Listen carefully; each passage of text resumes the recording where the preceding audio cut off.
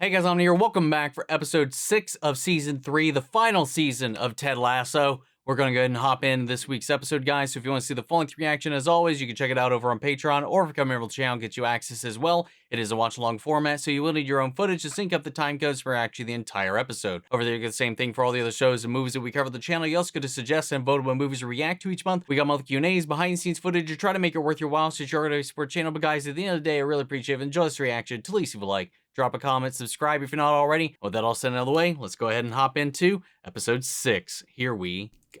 Man, we can't even get it going for an exhibition match. Friendly. Ain't nothing friendly about what happened out here. Man, the sport drives me nuts.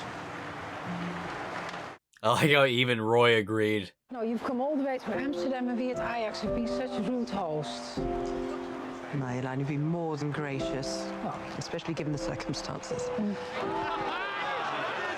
No Zava Wabada. Love that. I don't know if that was meant to be like a Star Wars reference, but that is how I read it. No Jabba no bother. Dit moet een uiterst teleurstellende resultaat zijn geweest. Ja, maar gelukkig waren onze zielen toch al lang gebroken. Cares? It's a fucking friendly. A friendly is a pretend match. This is a pretend conversation. You're a pretend person with a pretend job, and I'm having a really hard time pretending to give a shit. Wow. Right, I love you, Roy. What's the plan? Oh, I'm spoken for, I'm afraid. It's my first time in Amsterdam, and I have a date with someone special in the red light district. Nah. Just you and me, thank you. I'm sorry, what? I'd love to. Oh, it's a quick cancellation. How did you know I was going to cancel? Because there's a certain note in your vocal range that you only ever hit when you're being preemptively apologetic. Yep. Come on. Apparently, tonight is the best Aurora Borealis ever. Like, it's the Aurora Borealis in Norway. And Jack and her plane are waiting for me at the airport right now. Subtle. And amazing. No. And Roy, thank you again for doing this. Oh, yeah. Anytime. I love you. I love you. Oh, they're adorable. Oh, god damn it, Roy. Where's she going? Somewhere that believes they deserve her. Oof.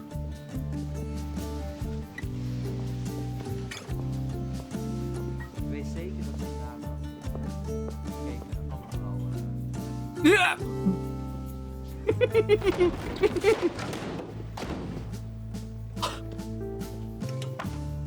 Gah. Hey, there he is. Someone's in the mood. Actually, yeah.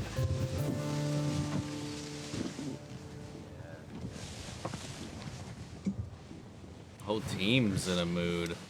Hey, fellas, I'm about to say 3 words no coach ever says unless he dang well means it. you're all shit. No. Knowledge is power.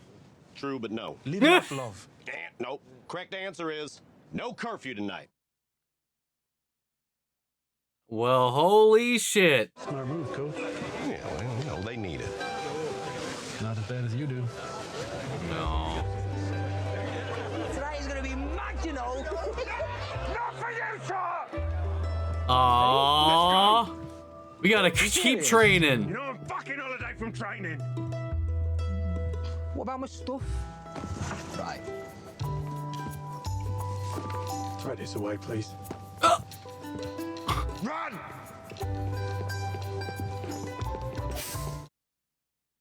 No.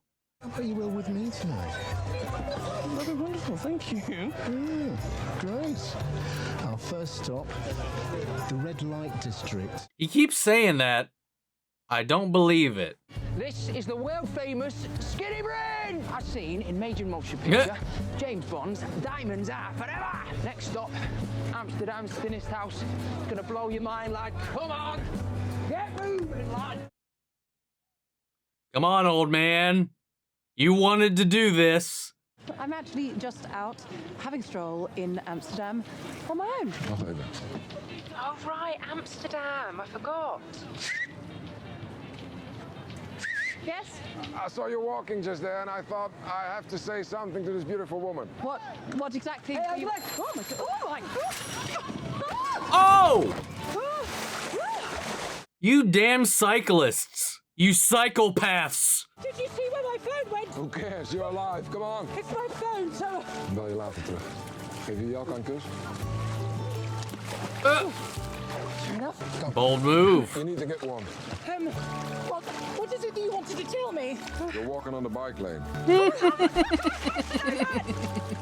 Fucking please. 74 World Cup, Kraft refuses to wear Adidas. They gotta make him a special 2-stripe shirt. He's a badass. Aww. He was gonna ask her to hang out. Cute. He was like Jordan and John Lennon combined. Well, that's gonna not fall in. Wait. That's gonna fall through. You took a place to eat yet? Oh, shoot. No, I forgot. On it. Yankee Doodle Burger Barn. An authentic American dining experience with American-sized portions. Well, I could definitely go for a little taste of home. What's it rated? 2.7. I mean, Think we can beat that. I mean, over here, I'm sure that's a pretty good rating here. I don't know what's going on with me, Coach. It's like I'm feeling stuck or something, you know? Like I need to do something to help me get me out of my head. Like get punched in the face or drink a couple of bottles of red wine and yell at my mom. You know, just want to try something new. Help me get inspired. I've been waiting for you to say those words for a very long time. What do you got cooking up, Beard? We can go to the International Court of Justice, poke around, ask some questions. I would like to see a tulip. You mean tulip fields? No, just one tulip. An entire field will be incredibly overwhelming. wait. Y'all are joking, fuck? right? We gotta go to a live sex show. Oh, very cultural, Jerry. Yo, Trent. What should we do? Well, this city has a wonderful museum culture. I didn't come to Amsterdam to learn things. Yeah. I came to unlearn things. Maybe it would just be easier if all of us stayed in and enjoyed a nice team movie night. Oh, yeah, nah. Have fun tonight. Higgins, where you going? Tonight's the night young William here becomes a man. Cheers. What is he cooking up, dude? What is happening? Yeah, man. I mean, nobody's buying it, but what the fuck is the point? My cousin is DJing at a private all-night party. We're talking drinking, dancing, and women into the morning, which is when they'll be serving a hearty breakfast.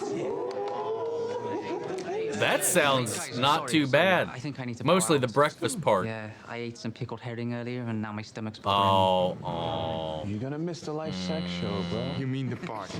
I cannot wait to hear all the dirty details. Good luck, gents. I'll see you later. Yeah, Trent knows. Poor guy. Private party is the obvious answer? Okay, great. We just gotta take the bus to Groningen, which is only a 2-hour drive. 2 hours? hours? It breezes over. Why don't we just split up? We pick one place and go as a team. Excuse me, I think we order them drinks now. And can you bring me a giant stack of napkins? They're never going to leave this hotel. They are going to be here the entire time because they can't agree on what to do and end up doing absolutely nothing. Calling it. Hello?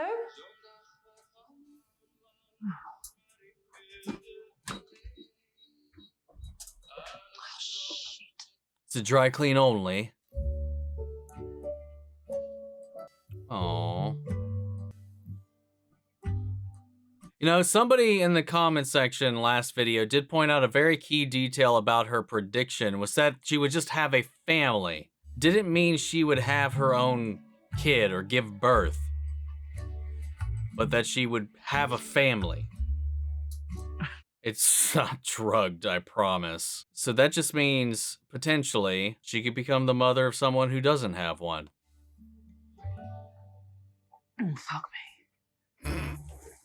Right down there. Must have been good. God, he's still going. The moon there. It's the red light district, huh? That's right. Is everything all right at home? Here we are. Oh. So was Chet Baker, American, gifted trumpeter, unique singer. He was tortured by demons, but they didn't stop him from making beautiful music. He's what got me into jazz in the first place. You know, you hear his story and you think, there's nothing more punk rock than that.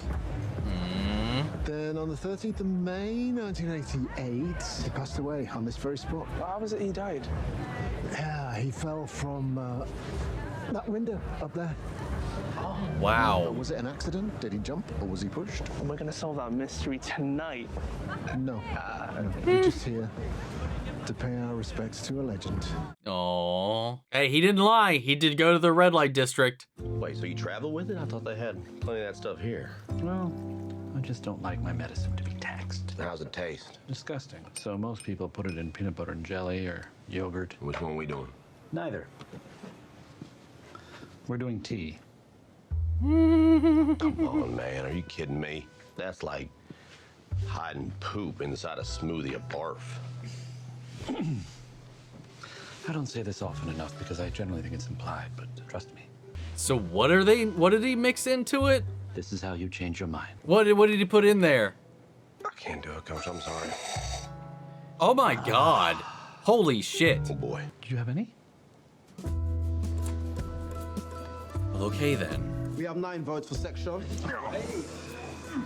9 votes for private party, and 1 vote for tulip. Danny. That leaves us with 2. Sex show versus private party. And I think someone picked tulip, yes? But who? Danny, you wrote it in Spanish. Someone wrote it in Spanish. Yes.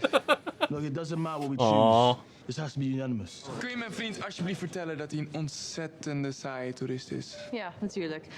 Wat is your name? Everybody calls me Van Damme. Okay, Van Damme. Would you prefer to pay to watch 2 tired people have sex, or rather go to a party where perhaps you could get some yourself? No tired? Exhausted. Ah, good job, good job. We need to eat first, right? Oh, yes, definitely. Okay, what do you want to eat? Oh no. God damn it, man. Where are you off to? What are you doing? Why are you in tow behind him? You really didn't need to leave. No, but taking a shower on a stranger's boat is uncomfortable enough. You shouldn't be worried that he's watching you through some peephole. Peephole? Yeah. You're bleeding. I'm what? You're bleeding. What? Oh. God. Yeah, don't worry. Take a seat. Aww. I was in the military. I trained for this, and I don't want blood on my floor. All right. There you go. Oh. Oh, sorry. Force of habit. All that military training.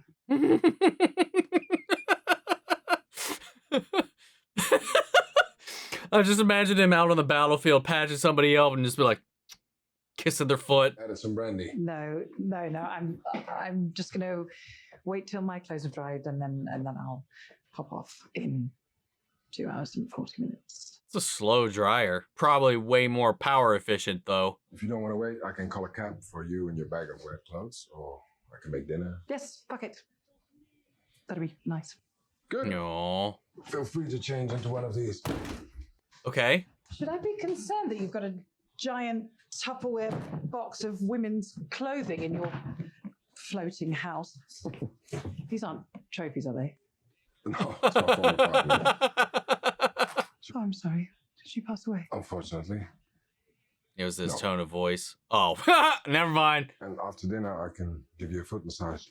Absolutely not. Are you sure? My technique is sound. Oh, I'm sure it is, but I will pass. The dude has worked some damn magic today, dude.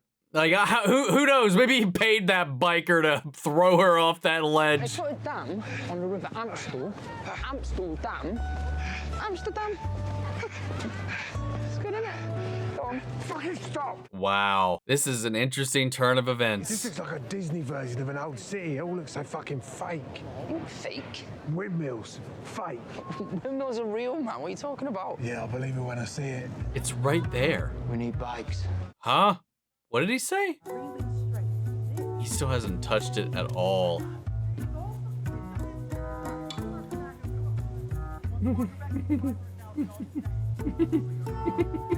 You know, Coach, if you want to go. I'll see you in the morning. No, poor Ted. Will he or won't he? Here you go, sweetie. Thanks. Hey, can I ask? Do you know who I am? Tonight, you're wherever you want to be. What is Trent gonna do? Good vibes, good place to make friends. Sounds fun. I'm in. Trent. Ah. Oh, I think I'm in the wrong place. Oh, come on, Colin. Happens all the time. What's Trent's game here? All in. I already knew. I've known for months. I haven't said anything to anyone. I must have a good reason for that, mustn't I? Right. Oh, is he as well?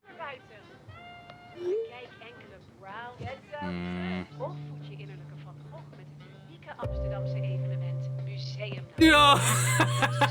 Are you fucking kidding me? Up, up, up, up! He did it! Oh, lovely. She was unfaithful. I loved her very much, so it wrecked me, and I came dangerously close to destroying our family on it. But then, with time, I realized that this thing didn't happen to me, it happened for me. Prost. Proust. Proust. Prost. Proust. This is cute. Dutch bloke singing She Believes in Me by Kenny Rogers. Whoa, whoa, whoa, whoa, whoa. This Dutch bloke is the great André Hazes, and he's singing Zij geloofde mij, all right? Okay. And yes, the gambling man did it first. Smooth. Ik schrijf mijn eigen lied, tot een ieder mij ontdekt en ziet. This guy is something. On some special night. Oh God. I'll find a way. Sleeping. This is adorable. Fuck are you doing? Shh, just be patient. Let's go. Thank you. Two, please. I love Oh, he said a bike. Mate, we've just made tonight amazing. I want to ride around on a fucking bike. Oh, come Oh, on. that would be so cool. Get away from me. Oh, come on. No, I don't want it. Mate, we take the bikes, we find a windmill. No, I said no. Why the fuck not? I don't know how to ride a bike. Oh, wow. Really?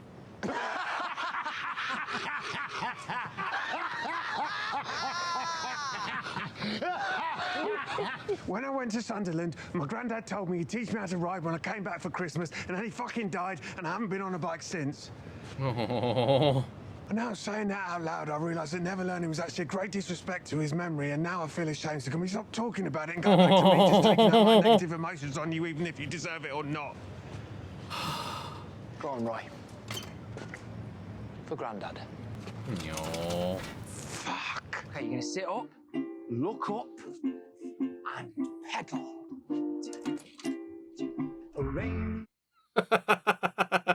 It was my neighbor once that taught me how to ride a bike, but their strategy, along with guidance and, balancing, was mostly shoving me down the hill. But I figured it out, and I love to ride. Calm down.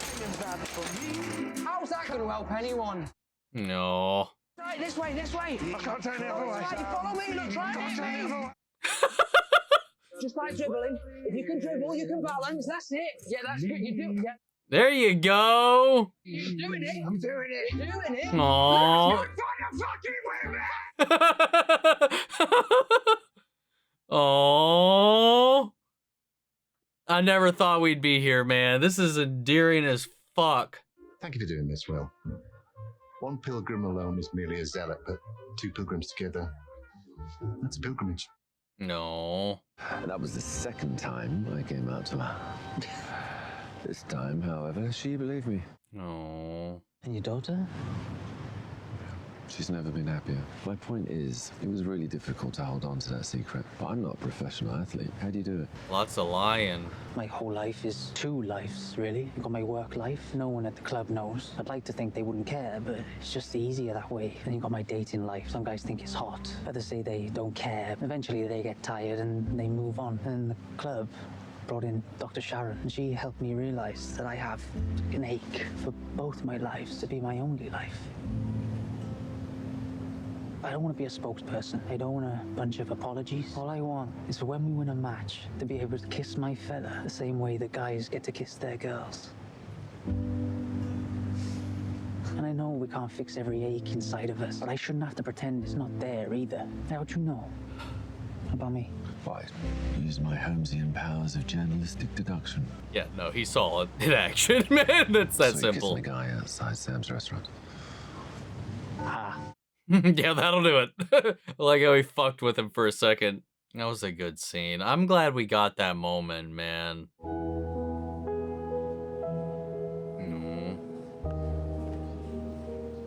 I love Van Gogh. When you know you're doing what you're meant to do, you have to try.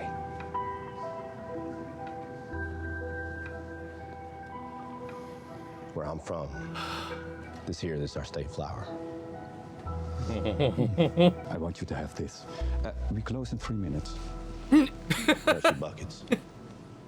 Yeah.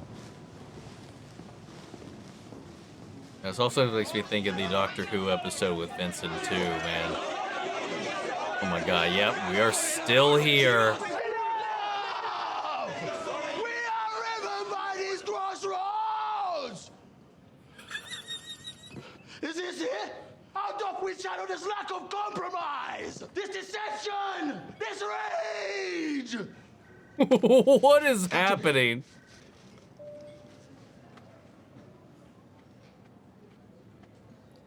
Why didn't you just hand it to him? What happened? I know that you have my best interest at heart, or the club's anyway, even though you're clearly upset about something else and you're taking it out on me. What I'm trying to say is, I'm sorry for being a dick earlier. I've been to Amsterdam twice. When I was 14, my dad was trying to get back with my mum, and he was acting like some kind of fucking super dad or some shit. And he brought me out here for some father-son bonding time. After the game, he took me to the red light district for my real present. He took me to lose my virginity to those ladies behind the windows. Oh, wow. Jeez. Anyway, a couple of years later, my mum brought me back here. I went to museums and did all the tours. Even though my dad weren't here, he was still kind of there with us, you know? I was a dick today too. I'm sorry. I think Keeley's got a girlfriend. Just go find us some windmills, eh? Yeah. No. I love this. Where the hell did we wind up?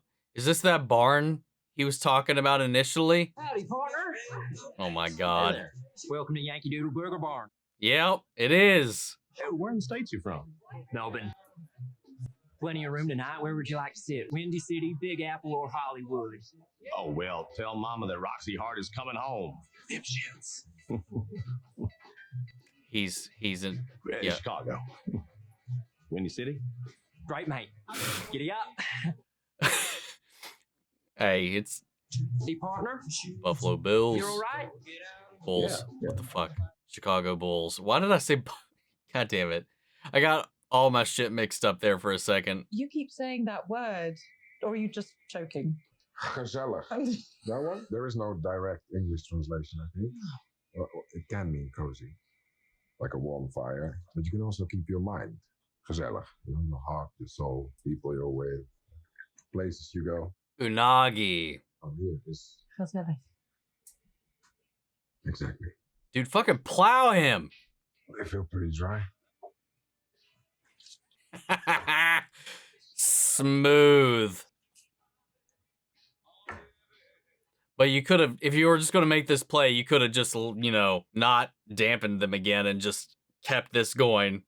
But I get the sentiment. You enjoying the game? Hey, you know what? I bet you $1,000 the Bulls will win 107-86. Well, I'm just kidding. I remember watching this game as a kid with my dad. Yeah, I used to love watching basketball with him. Thank you for sharing. Please feel free to choose from our menu of 50 nifty United sauces. And there's a lovely queso from Puerto Rico. Oh. Pyramid ain't nothing but a triangle. Actually, 3 triangles all leaning on each other.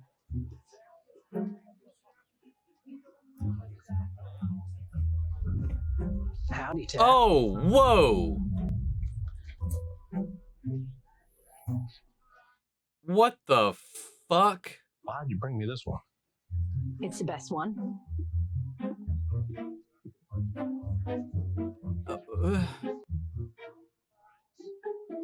What in the world?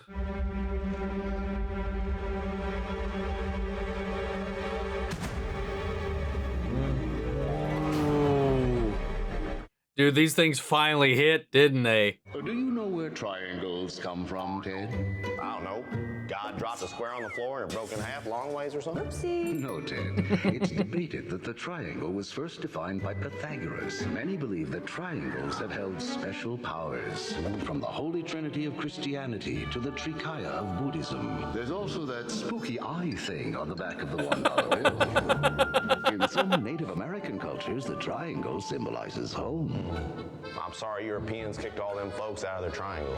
But the concept of the triangle reached its zenith in 1989 when a man called Tex Winter, an assistant coach for your Chicago Bulls, introduced his triangle offense.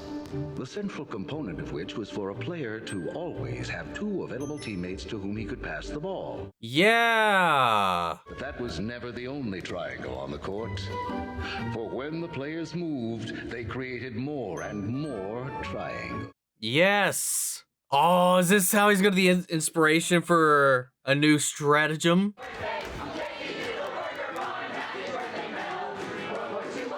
What was with that flicker of Nate, though?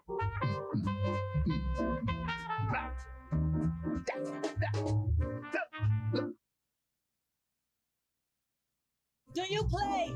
Yes, he does. He does. He plays bass because Chet Baker. Do you know who Chet Baker is? Pillows ready? Wait, what in the fuck is happening? Are we having a pillow fight? What is going on? Let's get lost now! Aww.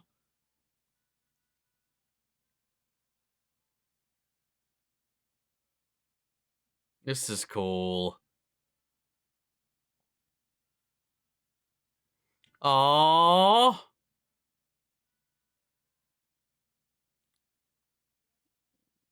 A fucking windmill. When the boat is a rockin', don't bother knocking. When the boat is a rockin', don't bother knocking.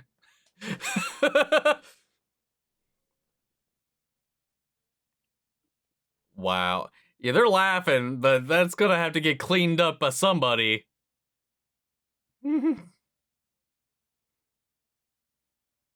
No. Oh, okay. The foot massage. I thought we were going to be panning down to something else. Woo! Oh, did she fall asleep? Oh, what a gentleman.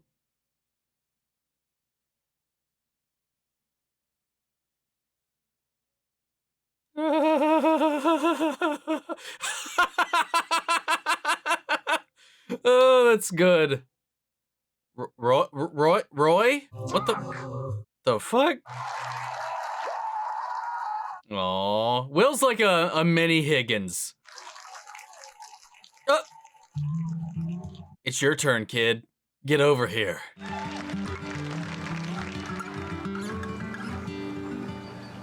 This is such a cute episode, man. Good morning. Good morning. Last night, did we? No. Breakfast? No, I have to go. But thank you. Never even got his name. Oh, you're welcome.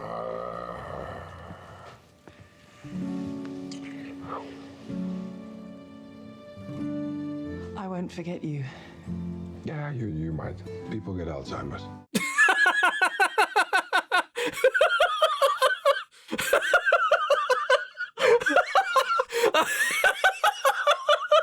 I did not expect that response at all. That was nowhere on that list.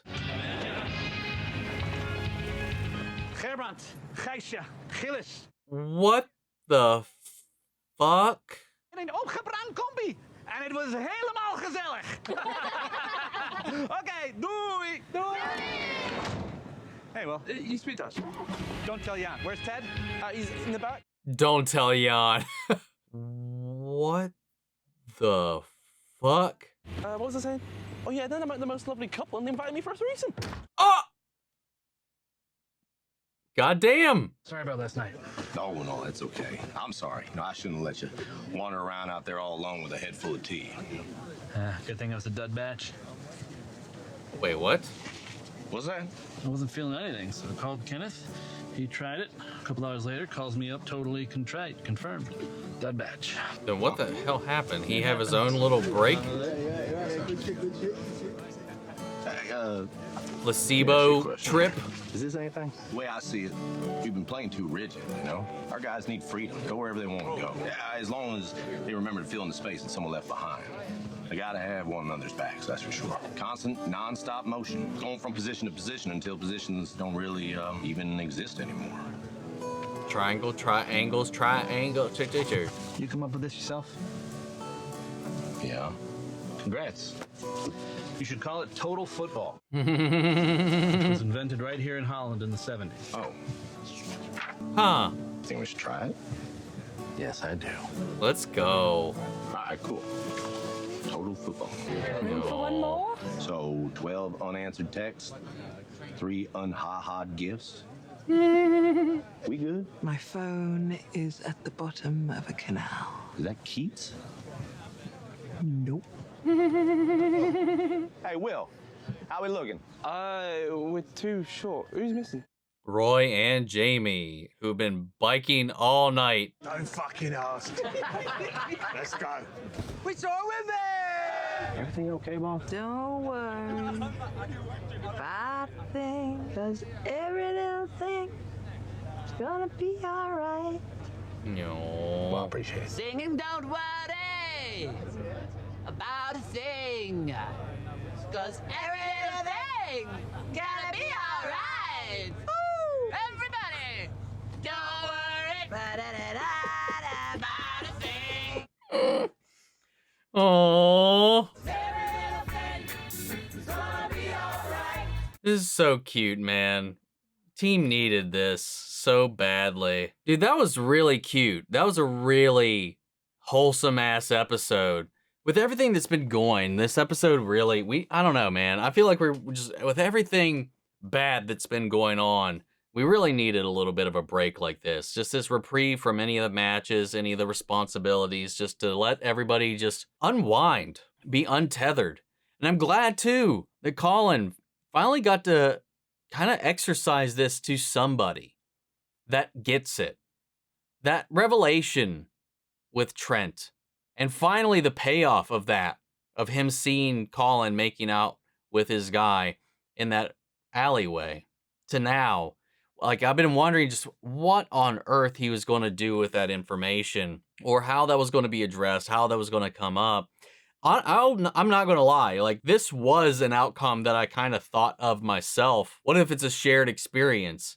And then we kind of have this moment here where he confronts him about it. I love that he was like, no, it's okay. When he was trying to be defensive, when he was trying to hide, when he was trying to run from what he just witnessed. And Trent eased him out of it. And then the way that he unpackaged his experiences to connect with him, it was so beautifully done. Colin's expression of these two lives that he leads, it's something you hear a lot, especially in these situations. You know, stuff like this. And, you know, it's definitely things that I've heard as well from my friends who've come out and stuff like that. You know, where you have like one sector of your life where you can be who you are, and then another sector where you kind of have to put on a whole other front. It's just like you said, living two lives, you know, and that desire to not have to do that, like, is always going to be there. And I like that they addressed, at least in this situation, and this can apply to a lot of different things. You have this want and desire that necessarily may or may not fit in a given moment or situation or your lifestyle at all, or maybe even something that you can ascertain in the moment, you know, is this desire for the thing, but the realization that you may not be able to have it, and that you can't scratch every itch, and you can't fix everything in your life. And he's like, this is just one of those things where I don't know if I can bring these things together. He's like, I would like to think that I could come out to the team, they would support me and have my back every step of the way. I don't know that that will be the case. I would hope that. And then there's the whole public aspect of it. Like when he went into that bar, he was like, do you know who I am? Because he also is afraid of that getting out and what they might cause in the whole entire scape of this sport, both publicly, like the relationship he has with the team, with other teams, with the pundits, and with the fans. Like, how does that change? Like, it's so much more pressure than if you're, I don't want to say like more or less or compare or anything like that. It feels like it's a different scale than like coming out in your hometown. It's that's way more intimate. This is something where like he could be harassed on the streets for people he doesn't even know or that don't even really know him. Like, I don't know, like there's a lot more I feel like there is to consider in this situation. That's why I think part of him feels like he's trying to make sure that he's content with keeping it a secret. But even if that is the case, I'm glad that he found somebody that is kind of, at least in this orbit, that can relate to and hold and carry that secret as well, and someone who also understands. Getting Trent's story was also extremely beautifully touching. I loved that. Especially, combining that element with Jamie and Roy, and that whole thing, them coming about, him talking about his grandfather, about where some of his frustrations lie, especially being here, and then the whole proposal with the bike, to Jamie talking about, his connection with this place and how that was what his father did when he was trying to, be a good dad, when he had that kick about spending time with his son after some shitty stuff. He got to do the tourist thing with his mother. And he cherished that. He likes being here. And it's all these things that he remembers that he's bringing along that he learned when he was here with his mom. But like he said, and it's a great way that kind of encapsulates Jamie's entire journey throughout this show so far, is how he said, even when he wasn't there, my dad was still with me. And that's been his struggle the entire time. His dad has always been this whisper in the back of his head that's tearing him down, that's making him doubt, filling his head with these frivolous things. Like, that's what his dad thought was important in the moment, to make my kid a man, when he could have just been being a dad. I don't know if that was necessarily the point of that story, but that was my takeaway of it. Just kind of looking at it with the context of some of the other instances where we've seen their relationship, it just seems like he's just this festering wound, this infection, almost like a virus. Because once you get a virus, you can deal with the symptoms, but it'll always be a part of you once you've contracted it, And every now and then, maybe you'll get a resurface or a resurgence. It's kind of what his dad feels like. And I like that these two opened up about this. And then in the wake of it all, Roy's just like, I think Keeley's got a girlfriend. And they're just kind of like, huh, all right. And they're just kind of moving on. They're doing their thing, rolling with the punches, because you have to. And I like that got addressed in this as well. When Rebecca encountered Roy in the hallway there, and he's like, where's she going? And she's like, she's off to be with somebody who actually feels like they deserve her. Taking her little shot at him, because the entire reason they're not even together is because Roy doesn't think he's good enough for Keeley. So he cut her loose. And obviously he's still upset about that, because he does love her. He still cares. But he just can't reconcile his worth against hers. Again, he doesn't want to be a dead weight. And she's off literally flying with her new love. I don't want to call her that just yet. Her new fling for the time being. Well, she's out there. She's exploring. She's flying. She's successful. She's finding things. She's not letting it hold her back, which is what he wanted, or at least what he seemingly wanted. So it's happening, and he's just got to live with that decision, because it was his to make. She wanted to avoid talking about the Roy thing because it still hurts. She still feels it, but she's got to move forward as well. She can't make his decisions for him. This was what the hand she's been dealt, and she's playing her cards. And she's off having a damn good time doing it. If they become a thing, all power to him. But that's something he's got to live with. But I like that this relationship that has kind of spawned out of that between Jamie and Roy. It's really interesting, especially considering where everything started. Beardman, again, continuing to always be a damn wild card. Never know what to expect with that guy, dude. He's just always keeping you on your toes. And the revelation that the stuff that was in that tea was a bad batch, and Ted's entire experience was probably just the result of his own psyche trying to reconcile all the things that he was experiencing this night and here recently as well. Being in this weird, kind of trippy ass wonderland of American culture in this faraway place with these people that don't really know it at all, but have to pretend that they do. And then him seeing this basketball play that inspired his new outlook on this. And but then with that one waiter turned into Nate, I'm not exactly sure what that was about. Is that like the Nate the Great? Like he was the playmaker for the most part. He kind of became the one to come up with the new strategies, the new ideas. Was that Nate kind of flashing out of his psyche to help inspire him to come up with this new idea? I don't know what the fuck that was about otherwise. But, you know, once he started to put down the triangle thing, when I did play, that was like a concept we always kind of had in. You always want to fill in the gaps, you follow behind your players, make sure that everybody's got a support, but always stay in some semblance of a triangular formation. That was pretty much the whole stratagem that we ran when I played. That could be applied here, and they're going to try it, and I'm curious to see how that goes. I still feel bad, though, because he was still reaching out to Rebecca. He was trying to not be alone, but he also didn't want to put a damper on Beard's night, so he cut him loose, and fuck whatever he got into, no idea there. But Rebecca was out on the town having a damn good time, just kind of taking in the sights, and then she had that situation on the bridge where he was trying to warn her about the bike lane, lost her phone, so she couldn't respond to any of those texts.